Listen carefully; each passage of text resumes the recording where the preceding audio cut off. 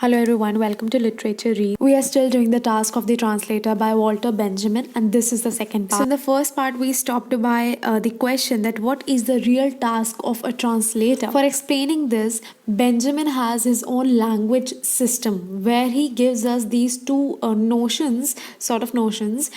First is of that of a purer language, and the second is of the kinship of all languages. What is this purer language? So this goes back to the Old Testament when everybody in the world spoke just one language, one single language, or we can say one common language for everybody.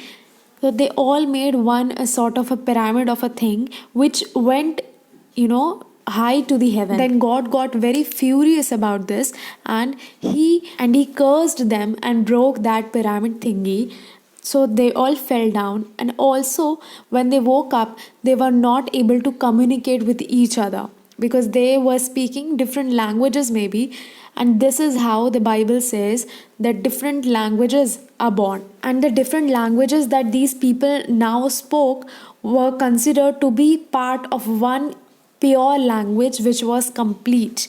But now the languages that they spoke was fragmented from that pure complete language. So that is the theory for purer language. Now it's coming to the kinship of all languages. So Benjamin says that all languages are kin to each other, meaning that they all intend to do the same thing. Now, for example, if I want to describe about something, if I'm describing about a pen, so in English we have a different word for that, and we'll say pen.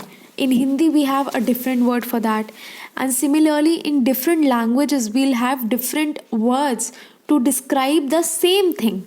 And that is what Benjamin says, that all languages, they intend to do the same thing. So coming back to the question now, that what is the real task of a translator? So now we know the notion of pure language, that all languages in the world are derived, they are fragmented, or they are parts of one purer complete language. So when the translator translates from the source language to the target language, then he sort of builds a relationship between those two languages. And how is this relationship made? Because their languages are all kin to each other. They all intend to tell us the same thing. And now the language that is created after the translation gets completed is a little closer to the pure language. Then Benjamin talks about two aspects of language. The first is domestication of the language, and the second is foreignization of the language. So what is domestication of language?